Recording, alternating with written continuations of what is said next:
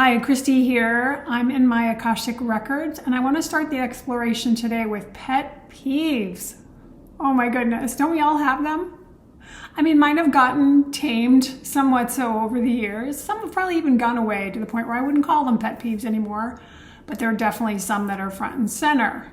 So I want to sort of get an Akashic perspective. I made a little video about this for a group I'm in, which I didn't do in my records, and now I'm really curious to find out more. So one of my pet peeves is know-it-alls. It drives me crazy when people want to, if you say something, they want to top it. They want to tell you something that they know beyond what you know, or they somehow want to be the center of attention. Like, there's a bunch of ways in which it's bothersome to me. But the way I realized this morning that's most bothersome to me is this feeling of like, I want to dominate you. I want to show you that I'm smarter than you are. Now, of course, I'm projecting all of this. This is totally my stuff. They may not. They just may love sharing, perhaps. But there's this power dynamic that I sense. And if I'm caught by that, then I'm going to be annoyed and I'm going to be frustrated and I'm going to be debating. Do I bring a rebuttal? My brother and I used to debate a lot when we were kids. And I didn't really enjoy that. Well, I think I must have, because I kept doing it. Now I don't so much enjoy that. So I was leaning into the idea of like, how could I overcome this pet peeve?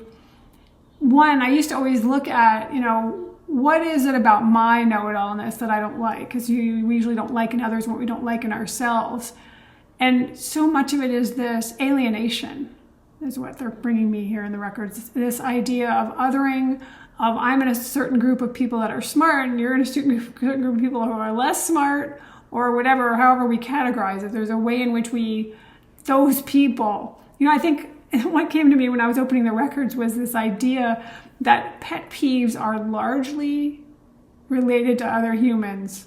We might be annoyed by the chipmunk that always leaves the acorns on your front stoop, but I bet we're more annoyed by the person who leaves the toilet seat open, the know-it-all, the bragger, whatever the thing is that bugs us is usually related to humans, which is kind of comical because we can be really hard on ourselves and we can also be pretty hard on other people. How can they be like that? So the antidote that I'm coming up with, which I sort of came onto not even in my records yet, was to, sort of sit in my own power, my own knowing, my own wisdom and knowledge, so that I can not feel, I don't feel like super defensive, but I do feel like, oh, come on, like an eye roll. Come on, like, are you really doing this? And that means that I'm in that place of like, oh, they're not okay. And I want to be in a place where they get to do whatever they want. I don't have to love it. They don't have to be my favorite people. I don't have to be like, I need to spend a lot of time with them because they're my teacher. I can be like, oh, I'm learning from this without having to spend tons of time with them. Oh, I crack myself up, obviously. So to step in my own power, to step into my own authority and my own willingness to let people have a lot of room, that they are not impinging upon me unless I feel impinged upon. So much of our response to other people is really our internal response. The whole thing, for example, with energy vampires. I don't believe in energy vampires. They cannot suck off of you unless you give them your neck. So energy hygiene. So this idea that people are, harming us and inflicting on us in these ways. I mean, certainly there's plenty of ways humans can really literally harm each other. But in these ways that are more psychological than anything else, really largely has to do with our internal experience, that maybe it triggers something from days of old, the whole know-it-all thing.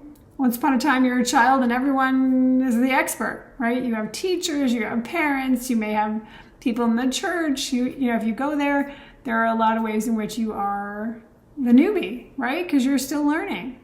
And can we sort of move past that and become the owners of all this wisdom, all this knowledge, all this accumulated experience, including the awareness that being the know-it-all to others doesn't necessarily feel good.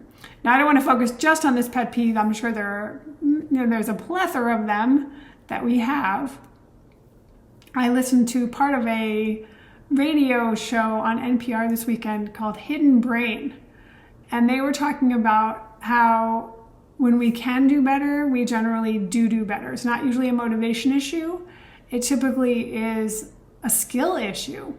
So how do we develop the skill to let our pet peeves be less charged, be less derailing, be less triggering of the response that the other person is a problem, and let them be who they are? And the fact of the matter is, if we're not resisting them and we're not like, oh, I'm the smarter one in this particular scenario, then maybe they relax and maybe they don't feel as much need to be the dominating one. You know, I have a pretty intense personality. I also have some pretty intense opinions. So I can see how this would perhaps trigger some people to go, you know, I need to defend something around her. So as I've said, I'm probably somebody's pet peeve. So there you go. Turnaround's fair play. You know, we're all in this kind of learning from each other and fumbling around, and sometimes finding our people that are like, yeah, love her. Another time, not my favorite, but that's okay. That's all good. So I think I've spoken enough about this, although I'm still really intrigued and I'm going to explore this more for sure.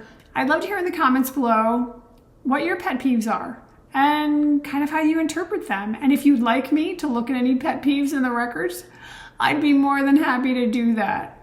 But I definitely think a good place to start is, how does this make us defensive?